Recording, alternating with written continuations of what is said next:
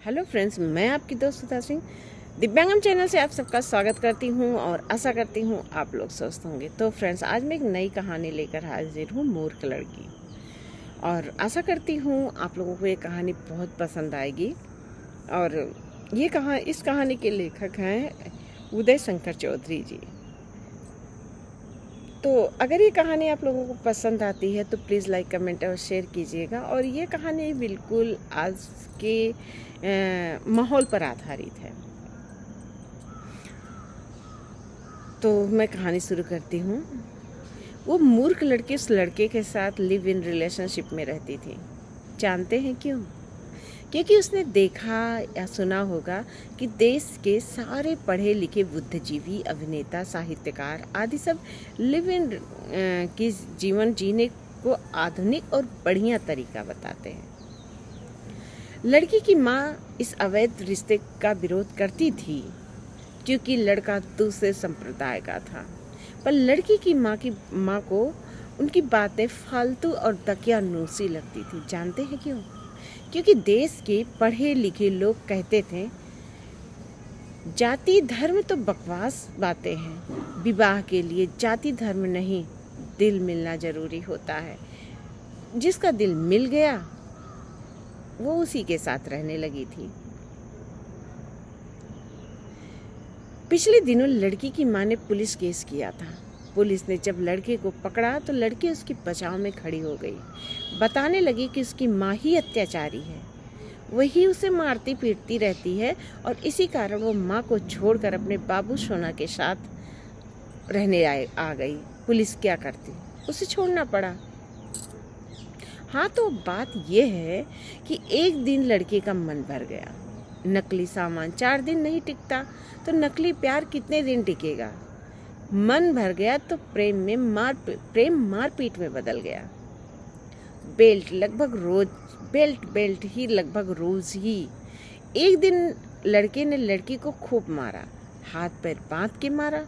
पूरे शरीर पर दाग ही दाग हो गए थे और दागों पर नमक छिड़क कर मारा, मिर्च पाउडर छिड़क कर मारा। यही वो प्रेम था जिसके लिए उस लड़की ने अपनी माँ को छोड़ा था। अभी रुकिए, जब घाव पर मिर्च पाउडर पड़ता तो लड़की चीख पड़ती थी।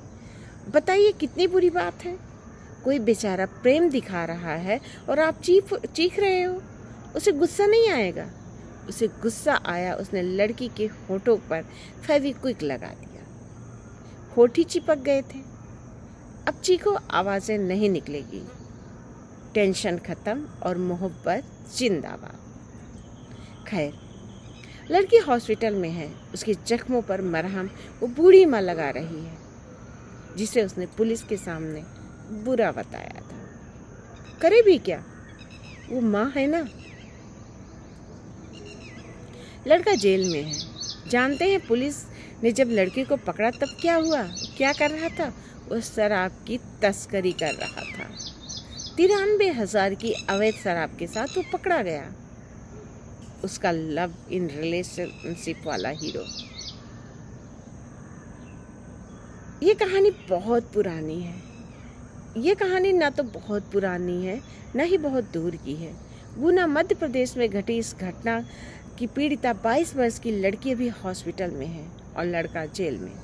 इस पूरी कहानी में मेन विलेन कौन है जानते हैं? क्या वो लड़का है? नहीं, वो तो प्यादा है। वो वही कर रहा था उसे जो सिखाया गया था। अब जेल में सड़ेगा कुछ दिन, फिर निकलकर कहीं मजदूरी करेगा। बुरी वो लड़की भी नहीं थी। सिनेमा के नशे में डूबी उस मूर्ख को कभी लगा भी नहीं कि वो जाल में फंस गई है। तो क्या हम उसे विलेन कहेंगे? विलेन तो वो है जो खुद को बुद्धिजीवी बताते हैं, वे लविंग रिलेशनशिप को जायज ठहराते हैं, जो इसके लिए माहौल बनाते हैं। विलेन वो नीच जो अंतधर्मी विवाहों की पैरवी करते हैं और ऐसी घटनाओं के साथ चुप्पी साध लेते हैं। यही है बिके हुए लोग जो मासूम बच्चों को इस भयानक दलदल में धकेलते हैं। उन्होंने फिर कहा कि मैं चाहता हूँ ऐसी घटनाओं की बार बार 1000 बार चर्चा होनी चाहिए। ताकि यह देश की अंतिम लड़की तक पहुँचे और ऐसी कोई भी घटना या खबर ना दिखे जो उस लड़की के साथ हुआ। तो फ्रेंड्स, सर ने बहुत अच्छी स्टोरी के साथ साथ बहुत अच्छा संदेश भी दिया है। हमारे बच्चे आजकल लव इन रिलेशनशिप में लव इन रिलेशनशिप को बेस्ट मानते हैं, क्योंकि ये पढ़े लिखों की दुनिया है। वो एक दूसरे के साथ पति पत्नी की तरह रहते हैं और इसके बाद उन्हें अगर एक दूसरे का नेचर समझ में आता है तो आगे अपनी ज़िंदगी बिताने के लिए वो डिसीजन लेते हैं, घर वालों को बताते हैं, और अगर समझ में नहीं आता है तो वहीं पर वो रिश्ता ख़त्म कर देते हैं। लेकिन आप बताइए, ऐसे रिश्ते क्या हमेशा सुखदायी होते हैं या दुखदायी होते हैं? मेरी समझ से तो ऐसे रिश्ते हमेशा दुखदायी होते हैं। एक टाइम था जब हमारे माता पिता हमारे लिए लड़का ढूंढते थे, लड़के के साथ वो उनकी फैमिली को देखते थे, उस परिवार को देखते थे। हाँ, मैं मानती हूँ तब भी तलाक होता था, तब भी लड़ाइयाँ होती थी, लेकिन लड़ाइयाँ कभी इतनी नहीं बढ़ती थी कि लड़की की जान पर या लड़के के जान पे आ जाए। आजकल क्या होता है, बच्चे खुद अपने आप को बहुत अच्छे माहौल का बोलेंगे कि मैं तो बहुत अच्छे माहौल पढ़े लिखे माहौल में रह रहा हूँ। ये सब चीज़ें आम बात है। तो मैं एक चीज़ कहना चाहती हूँ, ये बातें कभी भी आम नहीं होती हैं। ये चीज़ें हमेशा आपको आगे चलकर दर्द ही देंगी और दुख ही देंगी। बच्चे उन माँ बाप के ऊपर इल्ज़ाम लगा देते हैं कि मेरी माँ मेरे साथ गलत करती है, मेरे पिता मेरे साथ गलत करते हैं, मेरा भाई मुझे मारता पीटता है। तो मुझे ऐसी लड़कियों से बस यही पूछना है कि क्या अब तक आपके माता पिता आपको मारते पीटते थे? क्या अब तक आपके भाई के साथ आपकी लड़ाई होती थी? 4 दिन से कोई लड़का आ जाता है, आप उससे प्यार करने लगते हो, फिर इसके बाद आप इल्ज़ाम घर वालों पर लगा देते हो कि वो मारते पीटते हैं, वो आपको तंग करते हैं, इसलिए आप किसी और अजनबी के साथ एक रिलेशन में रह रहे हो। सबसे खराब अगर कोई रिश्ता है तो लव इन रिलेशनशिप है।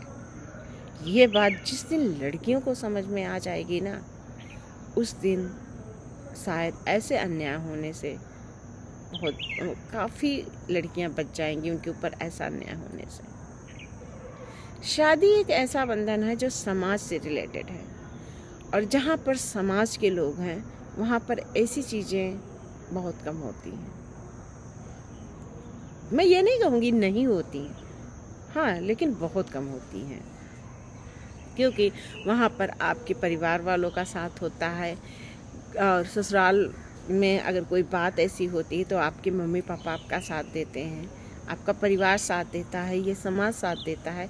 लेकिन लव इन रिलेशनशिप में कोई भी साथ नहीं देता है।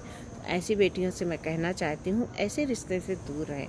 और आजकल की तो लड़कियाँ ही, मैं क्या बताऊँ, उन्हें प्यार ऐसे लोगों से भी हो जा रहा है जहाँ पर उनका भविष्य अंधकारमय है। तो मैं क्या कहूँ, हमारे बच्चे आजकल कैसे राहों पर चल रहे हैं। बस इतना कहना चाहती हूँ कि अपनी एक छोटी सी गलती से अपनी पूरी लाइफ बर्बाद मत कीजिए, और जो है आप अपने माता पिता की राय से डिसीजन लीजिए। तो फ्रेंड्स, अगर ये कहानी पसंद आती है तो please like comment and share कीजिएगा। इस कहानी को ढेर सारा प्यार दीजिएगा और काफ़ी लड़कियों तक पहुंचाइएगा भी। तो मैं फिर मिलती हूँ एक नई कहानी के साथ, एक नए जोश के साथ। तब तक के लिए बाय।